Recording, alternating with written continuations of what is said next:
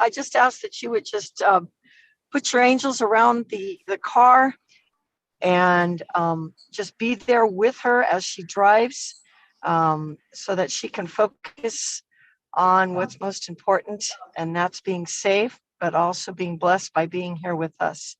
Thank you for your presence in the car with her. Amen. Awesome. Wow. Well, welcome today. I'm trying to get a look at everybody on the screen here. Awesome to see everyone. So how are you feeling today? Let's just start off today by being present to how we feel. And you can put anything in the chat, by the way, and the chat room stays in the chat room and doesn't go out on social media or anything. So if you want to share anything that you don't want to be out there in the world, you're welcome to do that. But just sit for a second and be present to our feelings. You know, one thing in my Christian experience was we were told not to trust our emotions, not to trust what we were feeling. If we were hurting, we could just pray and God would fix that.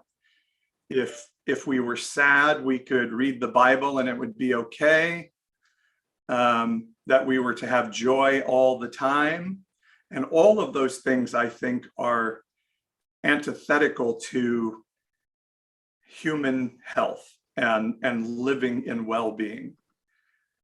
I think there are times to say, I'm sad, and I'm going to be present to that emotion, because being present to that emotion can start to point to things going on in our life. So with that as a backdrop, just be present to your feelings. How is your body, your spirit, your emotions?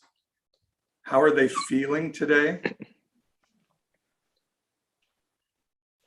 And out of that feeling, is there anything you want to share with us as a community that we can carry that with you and share joy with you, or be encouraging to you, or sit with you in what one of my friends told me this week is a Jewish term of Shiva, that we can just sit in silence and in grieving or in sadness with one another.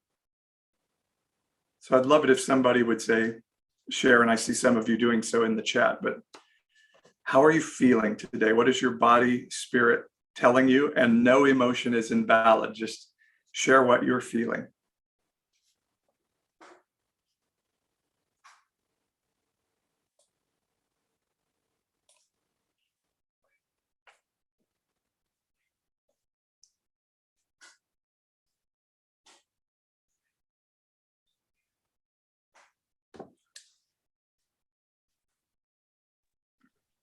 So I think we're all used to church where we all used to sit and somebody else did the talking, but I just shut up and stop talking until one of you talks sometimes. So.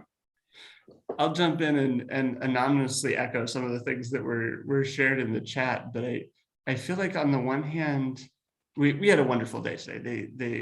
We got to go to this beautiful restaurant in town as kind of an early Valentine's Day thing, and the lunch was amazing, and about probably 3 times as much food as would be reasonable to consume and call lunch, but it was wonderful.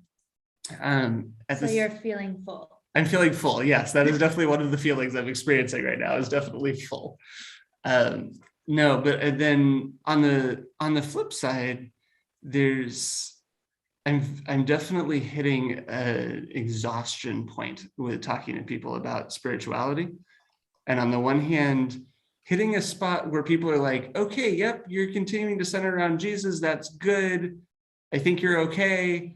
And then, like I said to somebody last night, I was like, as they were talking about, how do we know which, they were talking about how the church should be a community and we should all be engaged with each other, blah, blah, blah. And I said, I have a hard time evaluating at this point who of the people that go around waving the banner of Christian have anything in common with Christendom. And I made the statement of, I'd rather be in relationship with anybody that's seeking to further love on earth, whether they're atheist, Christian, Mormon, Muslim, you name it, if that banner is causing them to bring more of God's heaven to earth, I would rather be in relationship with those people than just because somebody happens to be waving the Christian banner, particularly if they're doing things that are less loving in nature, shall we say.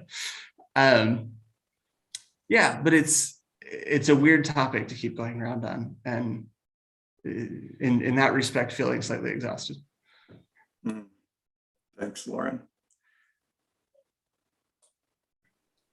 I think this is kind of the point of us getting together, is being able to say, I am exhausted today. I need my community to carry this with me, or I'm happy today and I want to be able to share that with my community, or I'm in pain right now. Will somebody carry this with me? Or I'm driving in weather and a little bit afraid, and being able to say, Heidi, we're with you and we send you. I'm sort of a believer in this now of like, I'm sending you love and energy, and I actually am sending you something. It's not just a Christian platitude anymore, because I believe we are connected in spirit. But yeah, I want this to be a place where we can say, this is what my kidneys are telling me today, and I want to be able to share it with you guys who I know will walk alongside with me, will paraclete with me. So anybody else want to share how they're feeling today?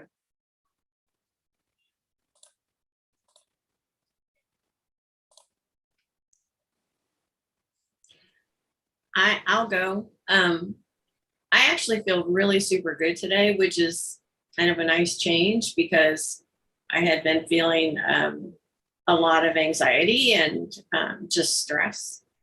And it kind of came to a head a week ago Friday. I woke up and I was just like, I have no cares to give for anything today. I don't want to do it. I don't want to get up. I do struggle with depression a little bit, but this was just like, I'm exhausted. And so I just contacted my supervisor and I said, I'm taking a mental health day today. So she said, okay, that's fine. Let me know if you need anything, which is great because I have a great supervisor. And then I just kind of, just slept until I felt like getting up, and I thought, what can I do for myself today? That would be nice. And so I actually found somebody who could give me a facial. And then I sat on the couch and I watched The Price is Right and Let's Make a Deal and drank coffee. And I haven't done that in years. And I kept thinking, the thought kept coming back, I really should go upstairs and do some work. And I thought, no, do not go into that office. Don't turn on that computer. And then the next day, usually I do some side work on Saturday, and I did it again. And I felt so much better. It was just, but the most important thing that came out of that, sort of taking some time for myself, was I realized that the side work I've been doing was getting to be too much. And it was just not necessary for my financial health. And so I had a meeting with the guy I do some side work for. And I said, I think it's time for me to go. And he said, well, I'm really sad, but yeah, if you feel like it's too much, then obviously it's not working for you anymore. So ever since then, I felt such a relief. But I honestly don't think I could have gotten to that place if I hadn't taken that little bit of space and just given myself time to just do whatever I wanted for a few hours. So awesome. I feel great today. It's beautiful. Any thoughts or encouragement for Kelly from everyone?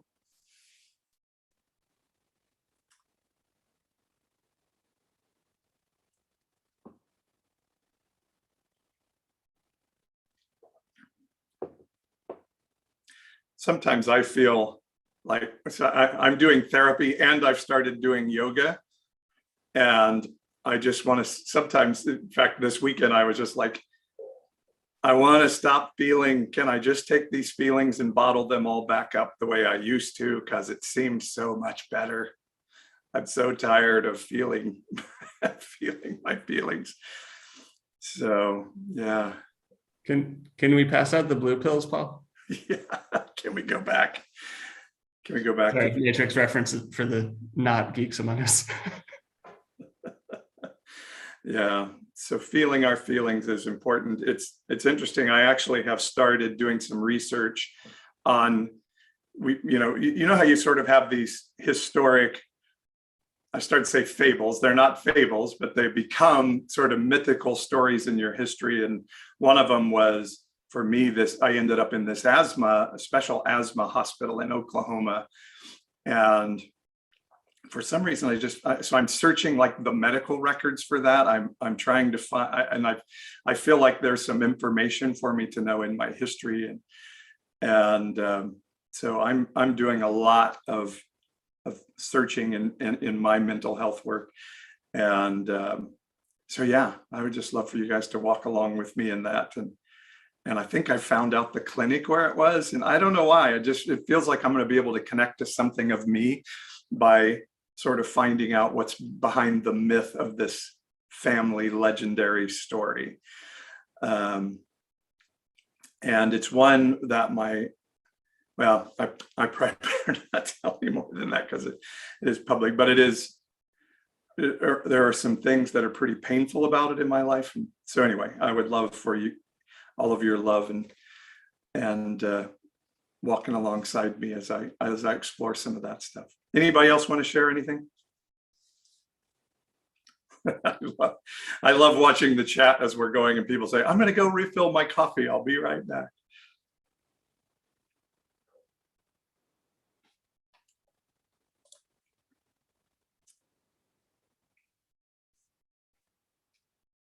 Just a little more space if anybody else wants to share. And I'm going to say something for it? Oh, never mind. Nothing to chat. No, so I was going to say, Paul, off your counseling comment, one of the things that's been interesting as I've started down that journey too is the number of things that I dig back up and I go, yeah, I remember that happening, and like I remember that feeling odd, and now it's like I'm going back through and going like, well, what actually happened? And there was one in particular, and I won't get into all the details, but at the time it was a role of here's kind of this position of influence, and isn't this cool that you're doing this thing? And as I've kind of gone back and looked at it and gone, well, what was this and what happened? I kind of went, that's actually really weird and sketchy that happened the way it did. And I shared it with my counselor this week, and he kind of had the same reaction. He's like, yeah, that's not really normal. That shouldn't have really happened that way. And it's interesting to connect with those things and go like, oh, I'm not crazy to think that probably shouldn't have gone down the way it did. That's been healthy and helpful. Yeah. Yes, I'm learning that very much too, that if it feels weird from your history, it's weird. And if it's weird, it's probably having some impact on your spirit today. And that is definitely worth digging into. Love what everybody's sharing in the chat too. So I may see you wave from time to time. When you wave on camera, you can always do the raised hand thing in Zoom itself if you want to jump in and talk anytime. And so I'll assume that everybody that wants to jump in and say something has. I want to talk just a little bit today about morality, being cognizant of Lauren's comment that we do get tired of dealing with some of this stuff sometime, but I did a Bible talk this week about morality, particularly in the area of men telling women how they should dress and act. And I think this is something that's important for us to delve into, to look at, because to me, it goes to the basic question of what is sin and who are we in relationship to one another. So I'm gonna share something here from a pastor who is really, really, really enjoying his 15 minutes of fame on Twitter. Oops, where is it? Sorry, hang on a second. Talk amongst yourselves as I work on the technology. I forgot to open this up, and I have tons of windows open on my computer, and so here we go, getting it all together. So this pastor was making commentary about how women dress on social media, and Beth Moore and me took issue with it. I think she has a few more followers than I do, but let me share this. So this pastor's name is apparently Brian Salve. Can you guys see that? Okay. It says, there's no reason, oh, dear ladies. So to me, right off the bat, when it says, dear ladies, I got a problem, right? You know, it says, there's no reason whatsoever for you to post pictures of yourself in low-cut shirts, bikinis, bra, and underwear, or in anything similar ever. Not to show your weight loss journey, not to show your newborn baby, not to document your birth story. Signed, your brothers. Can we all just go, ooh, creepy together? And the funny thing is now he is like fully doubling down on it. He probably has 20 more tweets to the subject, and this was one today, to tell you men how persecuted you are by women and their dress. He says, a brief exhortation to my Christian brothers in light of the absolute tsunami of sexual temptation they face every day. Oh my goodness, men, I'm so sorry for you. Brothers, you have no choice but to live in a world where even some of you, your professed Christian sisters parade their bottoms and breasts in front of you. I almost don't know where to start. You know what, Michelle, I see your hand up. You go. What are you thinking there? Sorry, had to unmute myself. There we are. Okay. Hey, I know Michelle. Hi, Michelle. How are you? Good to see you. Well, okay, so I've dealt with this quite a bit, and your wife actually is quite familiar with my story as well, where I was the highest testing female for firefighting in Fresno's history. And I was subject to a lot of things. I was the only woman in my class, and the only woman that actually passed. There was 2 women that passed the physical agility. And long story short, they said because I was a single mother, I wasn't able to complete it, even though that there were single men in single fathers in my my class. They went on to do a lot of things as far as change my test scores, and it went to court, and I won and everything else. And in my court case, it's funny because I had women firefighters also testify, and they said that because I wasn't, it was a man's world, and because, they could handle the jokes and they could handle this or that. And, the fact is like, we don't need to, we don't need to. And I saw her, she's a captain at Trader Joe's not too long ago. She came up and apologized to me. But she said that she thought the reason why I was put through this was because of my looks. Okay. So it's not only men that do this. And then the other instance I have is I've done competitive bodybuilding, and it's figure. It's not where you bulk up, and if that's your choice, that's your choice. But I've been told that is an attention thing. that I'm doing that for attention. And my thing is like, okay, I'm older. I have grown children. Can you believe, Paul, we have grown children? Anyways, I've got grown children. And if I can do this at my age and everything, it's just something that I compete at. But people have perceptions that, that I can never get around. I can never get around. People have said, you can't wear the same things as other people do because I look different. And, I can only deal with me, but like I've tried to deal with other people and, you just can't control it. I mean, I don't know. Yeah. It is, I think my concern sometimes is, like you say, I had, when my wife was running for mayor, a wonderful, kind woman came up to my wife and said, you're wonderful, but you shouldn't be running for mayor. You should be home being a mother to your children.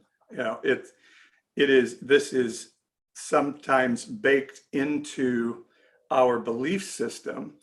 And so I delved into the world of TikTok, with much trepidation, and found, the rumors were true that there's a lot of, 15-year-old girls dancing on TikTok in what some would call somewhat scantily clad. And I remember thinking, wow,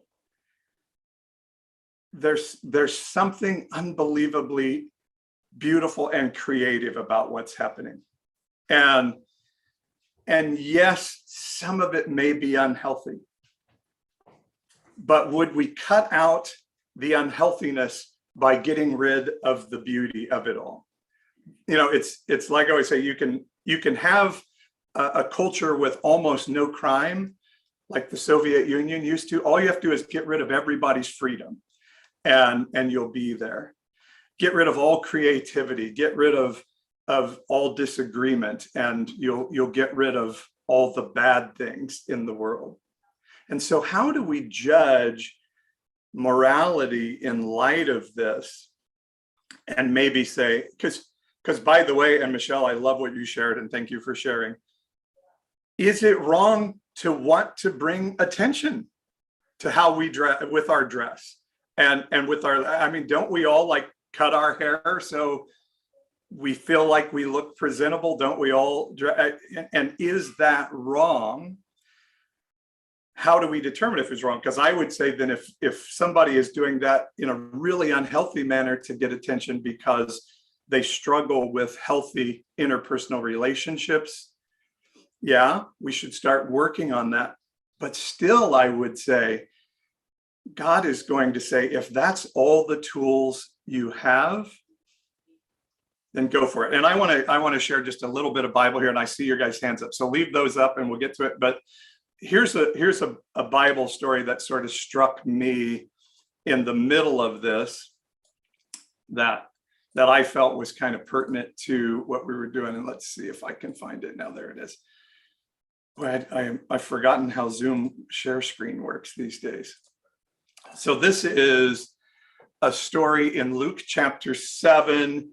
That you see the header there says Jesus anointed by a sinful woman, which, don't you just love that description, by the way, of a person? And remember, when the text of scripture was originally written, those headers weren't in there. Those were added later by people that wanted to clarify or agendize what they were teaching. But I want to read this story and sort of give you something that I felt from it, and I go deeper into it in my Bible talk on my YouTube channel. If you want to see that, you can dig into that. But so one of the religious leaders, the Pharisees, invited Jesus to have dinner with him. And Jesus went to the Pharisee's house and reclined at the table. A woman in that town who lived a sinful life learned that Jesus was eating at the Pharisee's house. So she came there with an alabaster jar of perfume. As she stood behind him at his feet weeping, she began to wet his feet with her tears. Then she wiped them with her hair, kissed his feet, and poured perfume on them. When the Pharisees who had invited him saw this, he said to himself, if this man were a prophet, he would know who is touching him and what kind of woman she is, and that she is a sinner. And Jesus answered him, Simon, I have something to tell you. Tell me, teacher, Simon said. 2 people owed money to a certain moneylender. One owed him 500 denarii, the other 50. Neither of them had the money to pay him back. So he forgave the debts of both. Now, which of them will love him more? Simon replied, I suppose the one who had the bigger debt forgiven.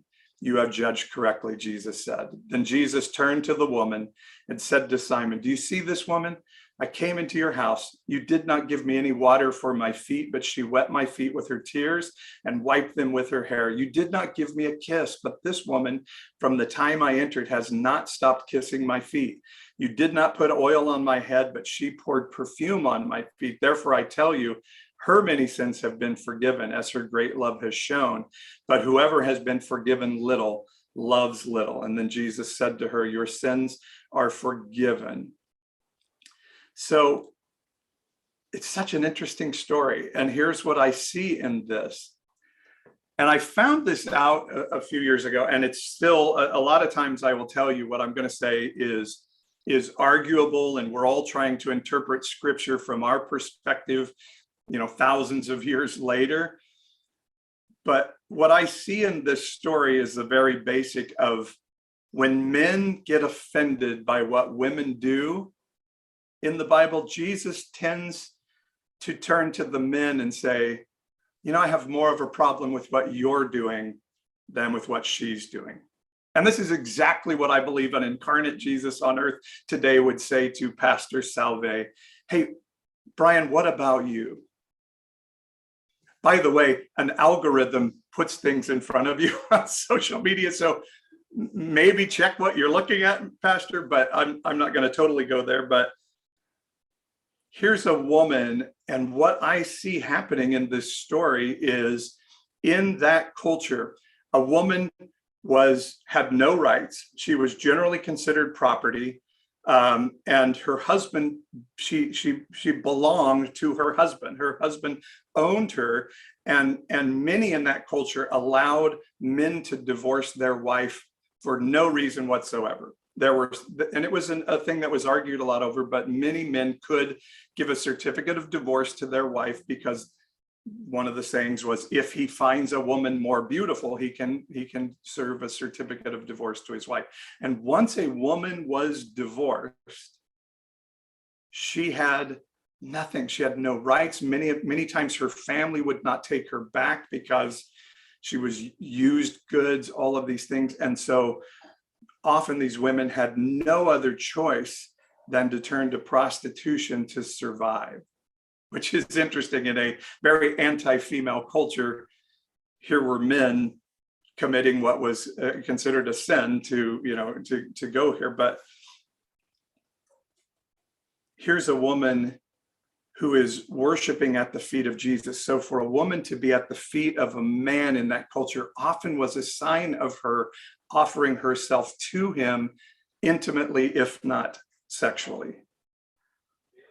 To take her hair down, for a woman to take their hair down in that culture was an act of intimacy and sexuality.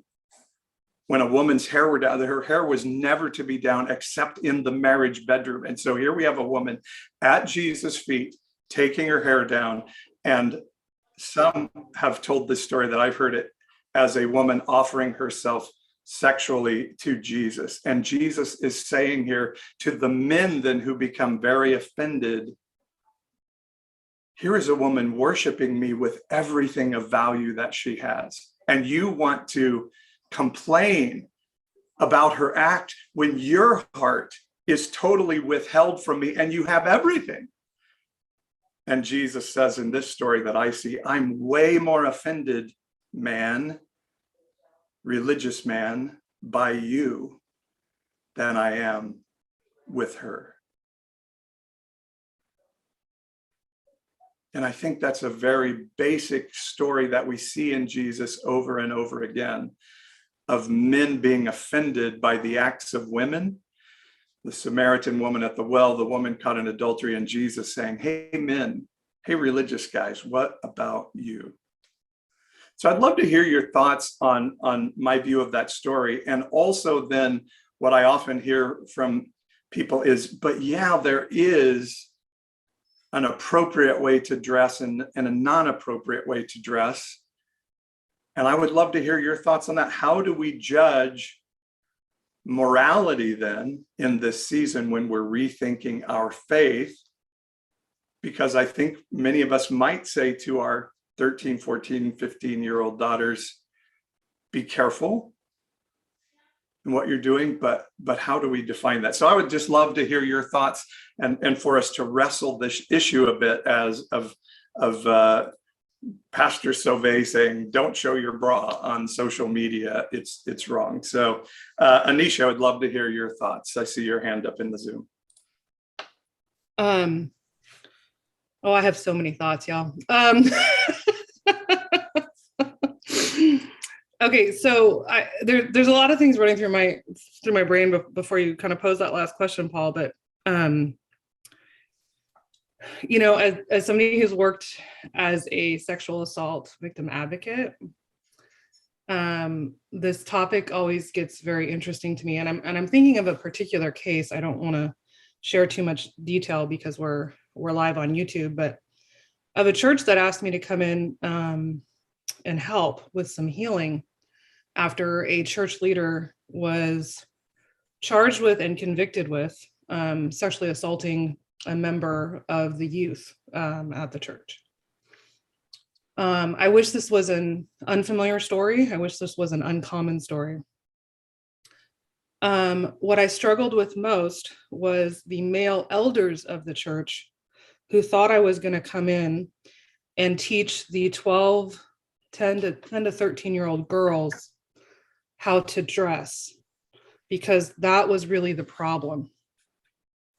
It wasn't this man's fault. And now this poor man was in prison and his family was suffering because of how a 12-year-old dressed. And you know, I think every woman in this room could share a story of how they were shamed at some point, and frankly, probably even have some recent stories of how they've been shamed with how they dress, and how that's impacted. I know April LaJoy shared a TikTok this week that I was cheering at, where she talked about having the freedom now to express herself in her clothes now that her and her partner are not working in ministry. And I know that freedom, it's amazing to do. But and I know somebody else said this in the chat pod, but you know, really what we're looking at here, to me, Paul, when I look at it historically, is those men in the Bible. Well, let me back up and say this. I have always felt that a big piece of Jesus's ministry, and I think this is evident by just like the story you shared, was about restoring women to their true role in relationship. And when you look at it from that context and that frame, you have to wonder, why is it so important to control what women wear? And really, what is that about? And I know some folks mentioned that in the chat pod. But earlier this week, I had someone send me, somebody had tweeted this and they screenshotted it and sent it to me. And this, I guess, is just something that I share this often when I do trainings in my current job now. I share this kind of thing often, just as an education piece for men. And I know most of you in here, I don't need to educate you, but because we've had conversations like this before. But the quote was this: women, I want to go for a run. Society, you can't go alone, you'll get raped. Women, I want to walk to my car in the parking lot. Society, or in the parking garage. Society, you mean you want to walk through the rape box alone? You better find a security guard to escort you or you'll get raped. Women, I want to live alone. Society, you better get a gun and a dog and a gun for your dog. You should also have an alarm for when the rapist comes. Women, what about the park? You mean Rape Central? Women, okay, for a drink then. Don't think about taking your eyes off of your drink, date rape, drug, and all, but also keep your eyes peeled for rapists. Women, I was raped. Society, are you sure? What were you wearing? It's improbable. And I think that to me is when we talk about this hyper sexualization of young girls and women, and talk about how we promote and encourage that from the pulpit. It's disgusting. And I think that it's the opposite of what Jesus taught us. And it's something that I hope the church repents on. But anyway, I'll shut up now because I could go on my soapbox on this one for quite a while, y'all. Thanks, Anisha, for sharing. I love everybody's comments in the chat. Michelle, you got your hand up in the Zoom.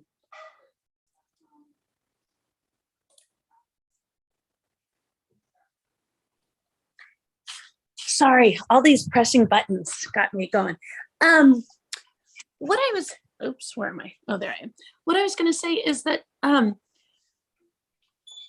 think, and it's a complex issue, but what we also have to look at is media and how I think,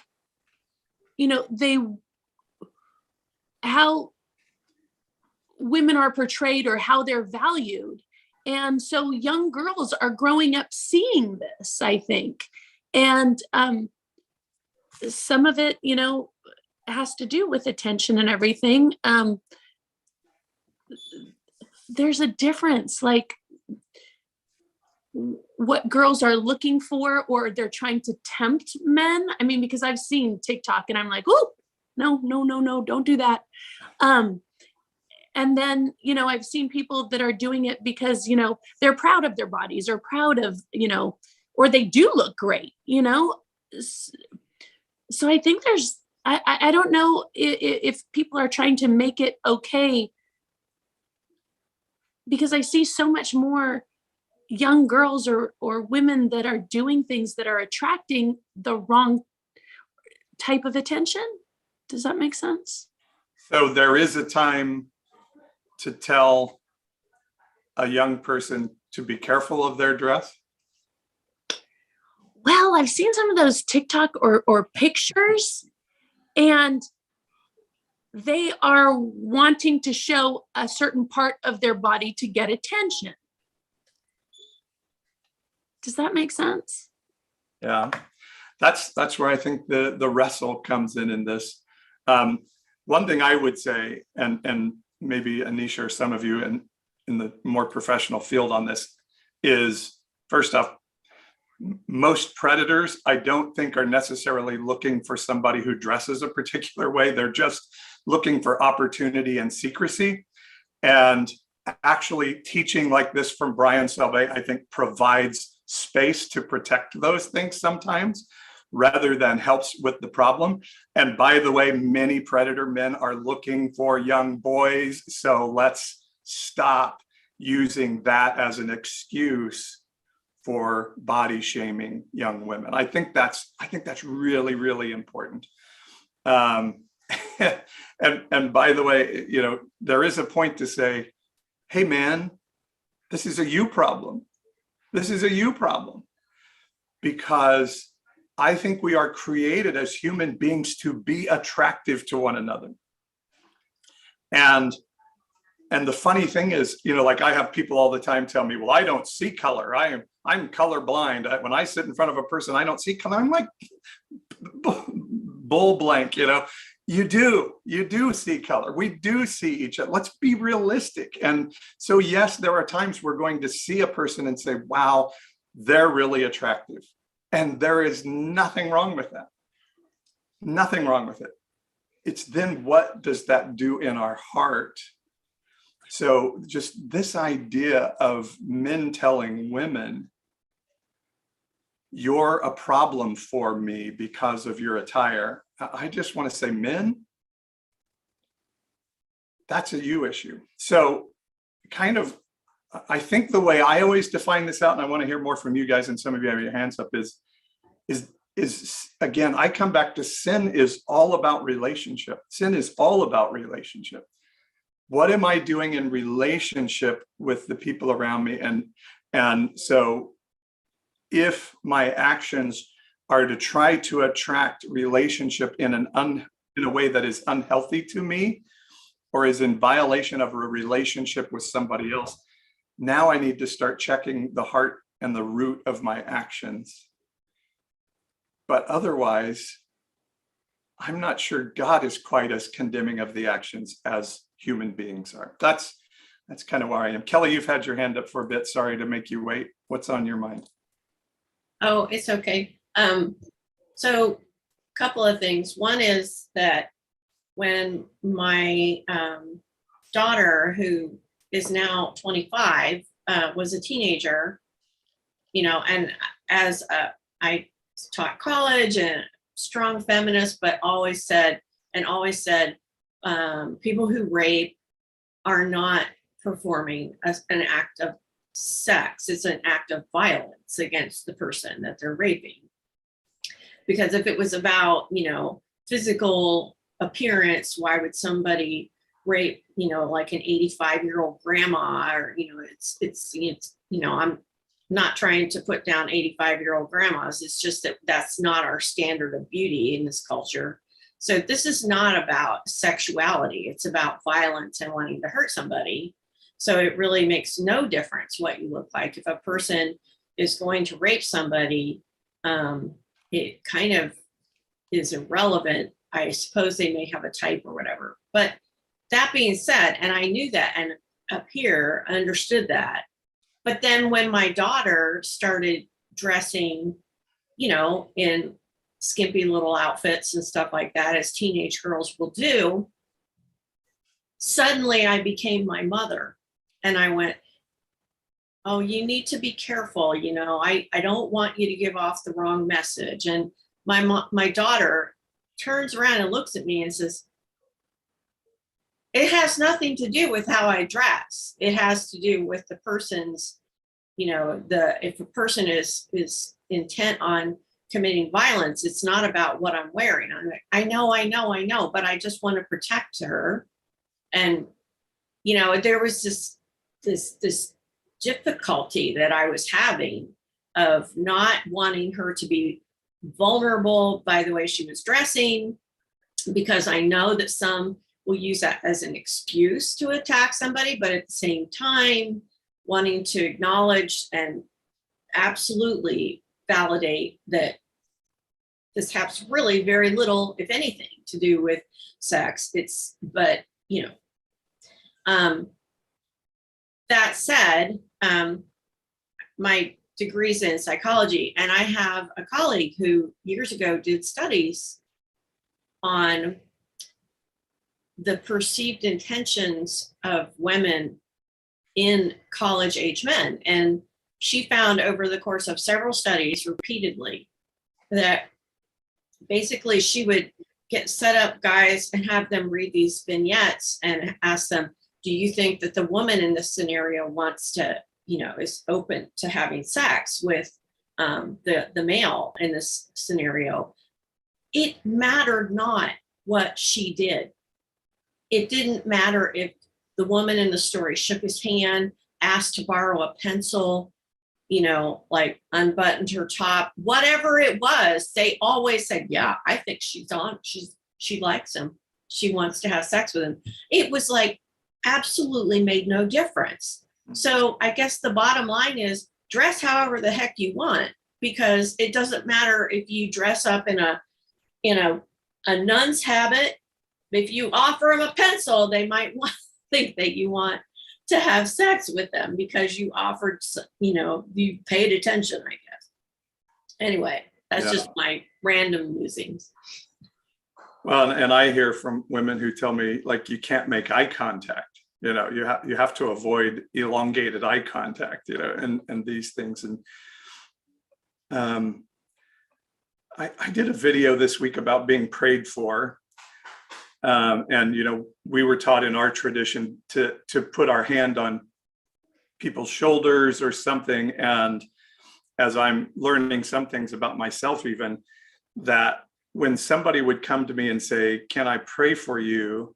And they would even ask, like, is it okay if I put my hand on your shoulder? And this is what I would do as I was taught.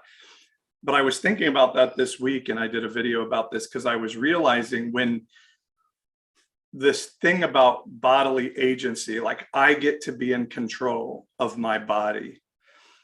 When that is lost in trauma sometime in life, that we begin to feel like we don't have agency of our body.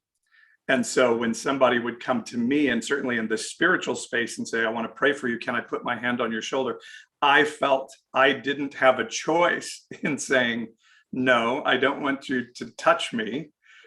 And as a matter of fact, I feel a little bit uncomfortable in the spiritual connection of prayer with you, but I hadn't learned the concept of agency of my own body and my own spirit.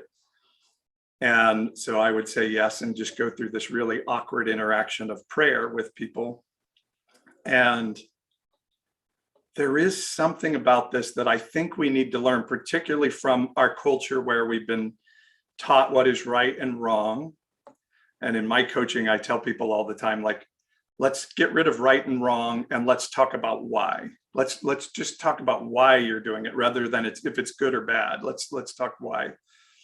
And sometimes I think some of what we see, and I guess young women is the kind of the topic because of the tweets we're on, may very well be somebody saying, I just want to have control of myself. I just want to have control of my body and be able to do what feels empowering to me. And when we say that's wrong, we are actually traumatizing people. So it's something that I've had to learn a lot, and even learn from myself coming from the other side of like, oh, I did quite often feel kind of slimy when somebody was laying their hand on my shoulder to pray for me even. And so I think it's just a good awareness for ourselves to start to realize. And I know this is kind of a slimy topic, so I just want to wipe us all down and say, we're good. We're good. It's good that we're wrestling with this stuff. This is kind of what we're here for, what I want us to do. Lauren and Charity, how about you guys? You got your hand up in the Zoom. Yeah, I think I remember what I was going to say. So there's just one instance I remember growing up. I was in a Baptist school, which was really odd since we were not Baptist, but it was the only like high school that I could go to that was Christian, because that was this, good thing to do. And I remember so you couldn't wear any slits in your like skirts, but you had to wear skirts. So like either you walk like a penguin or you have a slight like slit in the back of your, skirt so you can walk. And for some reason, the back of my jumper was like this much too high. And I remember like crying because the teacher was like, you have to go. So here's a needle and thread. You have to go sew up your dress so that that none of the boys see that.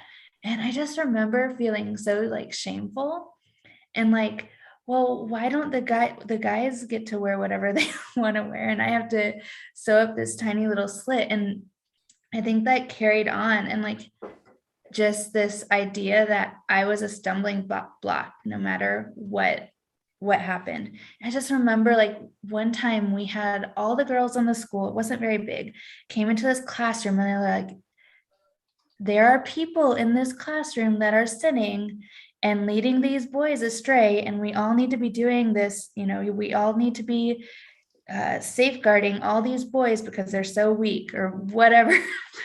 And there was this one girl in class like crying like, but why would anybody want to lead anyone any of these boys to sin? And like she was terrified that what she was doing was wrong. And I mean, there was nothing wrong with what we were doing. And I just wish that there would be some pastors that would take their influence, and instead of saying all these girls are growing up and they're just these stumbling blocks, just teaching self-control and to control your thoughts and to the boys. And I just remember even as a young girl thinking like, what are they telling the boys? Like, what are they telling the boys? Like there's something Boys were playing wrong. basketball. Yes, basketball, and they can wear whatever kind of thinking gym shorts that they want. They can be short or long or whatever. They can take for goodness sake, okay. they can take their button off pants and just like rip them off on the basketball court, but the girls have to wear dresses down to their ankles and turtlenecks. But it's so frustrating, especially now we have children. Like how do we raise our children in a way that's going to be empowering? And how do you do that? I feel like there's some stuff coming out now, but just like because everywhere that's how women get power, like there's this image of this, like, because sex is powerful, it is. So like, how do you raise children in a culture that's so backwards still? I don't know. Yeah, Lauren, you want to jump in? I want to take this slightly up a notch, or more broadly, I guess. So a lot of you know we live in Sicily, Italy. And one of the things that was interesting for me as a former, I guess technically still American white male coming over here. So having grown up in the evangelical church, right, it was, as a guy, what they were telling us was, you got to be careful as you're walking down the grocery aisle, because you might see a magazine on the side of the checkout rack or whatever, and that can cause you to stumble catching a glimpse of this magazine. So we then moved to Sicily, and for those of you who haven't been in Europe, there are statues of naked people everywhere. This is a common part of culture in Italy, I suspect in a lot of Europe, and this isn't regarded as a bad thing. It's just regarded as a part of culture, a part of beauty, art, et cetera, et cetera. And it's interesting because a few people were mentioning in the chat the sexting issues that keep bubbling up.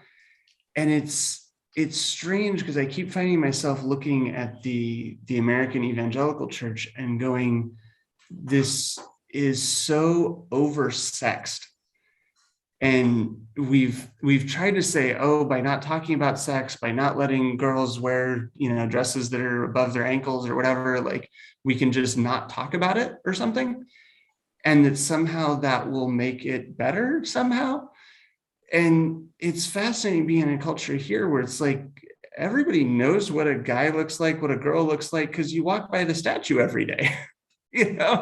Nobody has any, illusions, maybe, sure, because obviously that is also modified for the art form of the year that it was made.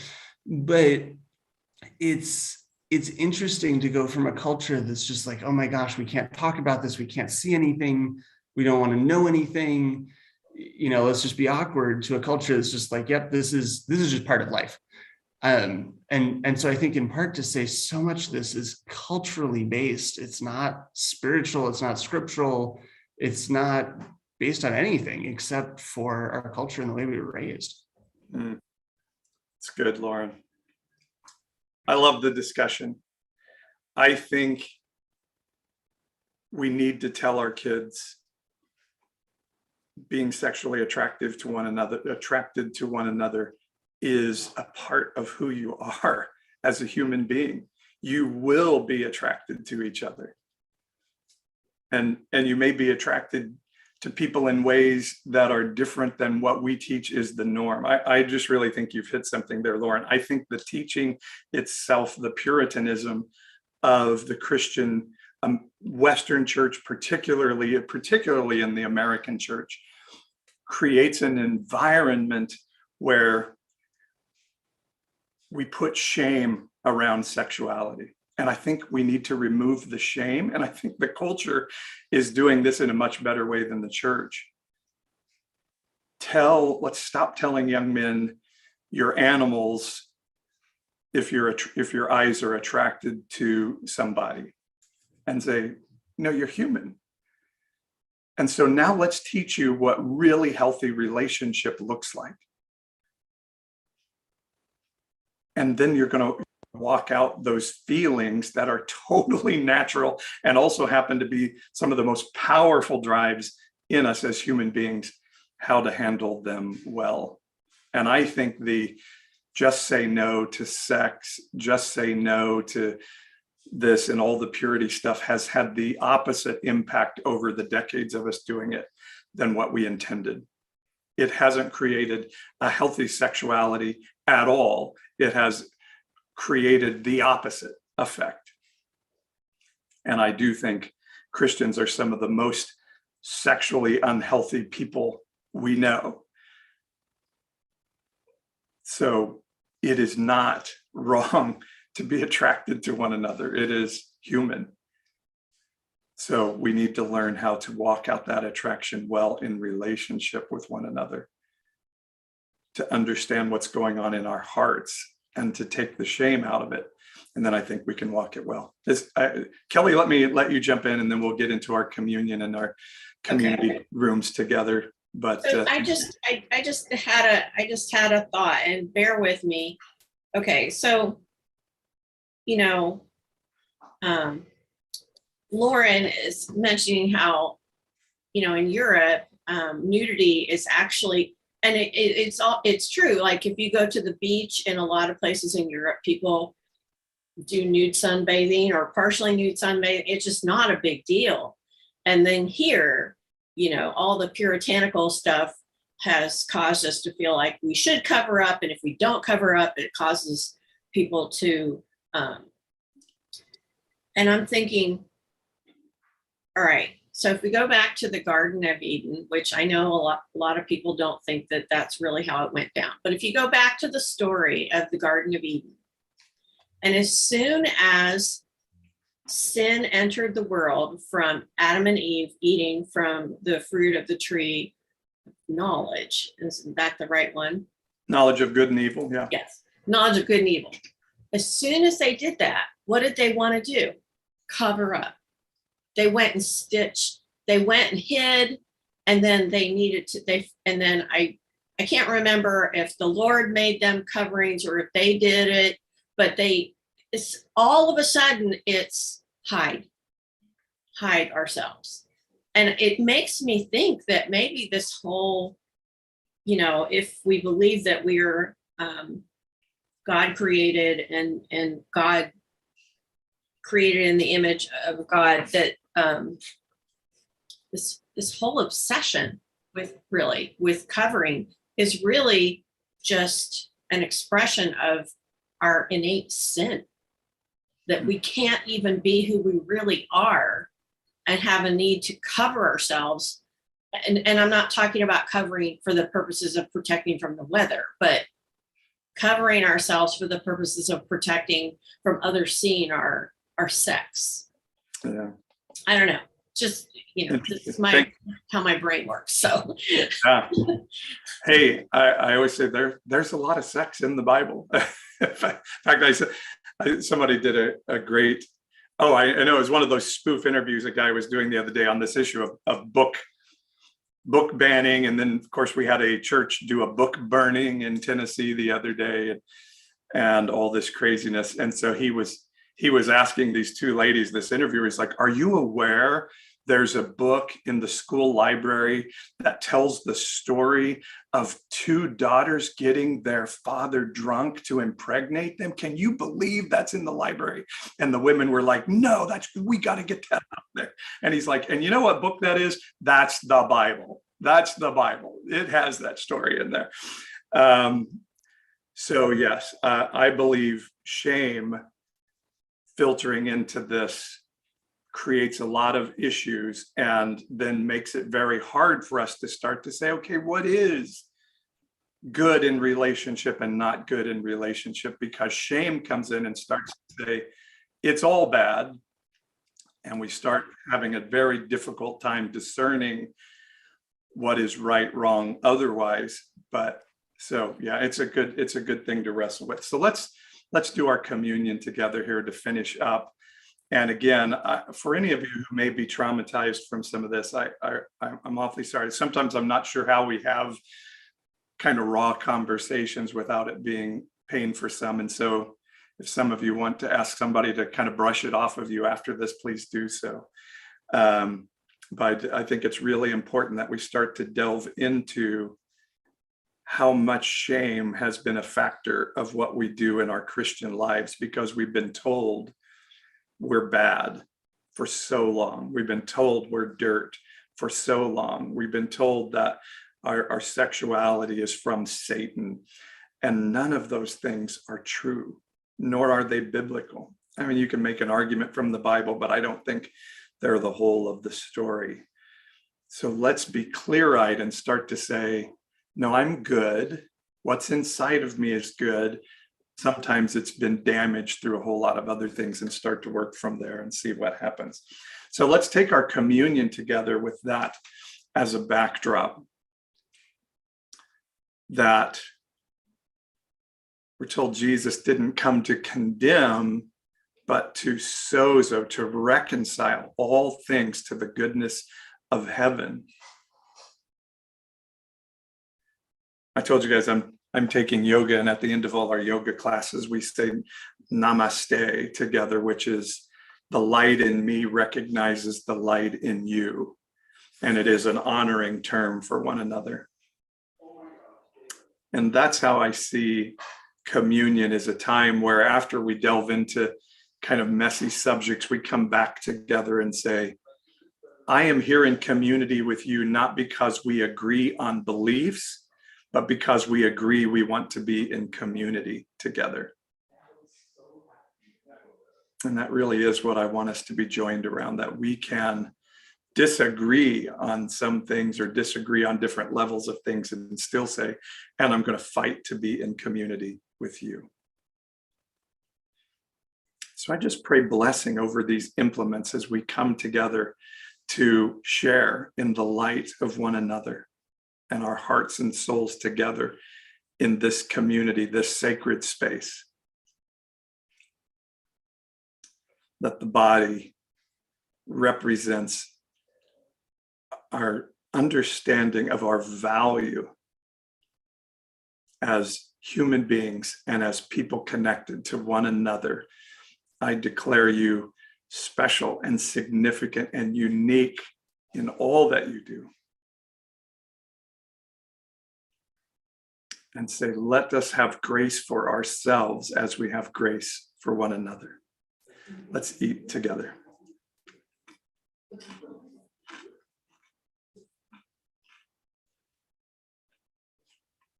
And in the drinking of the wine, the juice, whatever you have to drink, that we would just run this race of life together,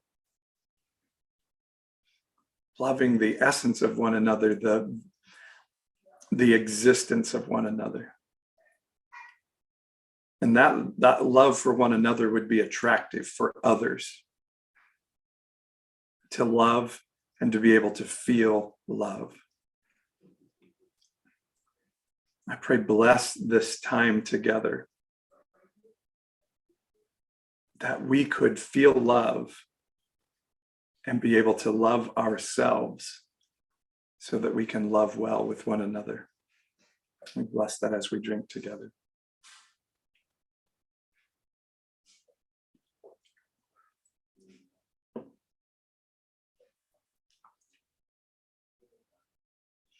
I bless you today to be who you are,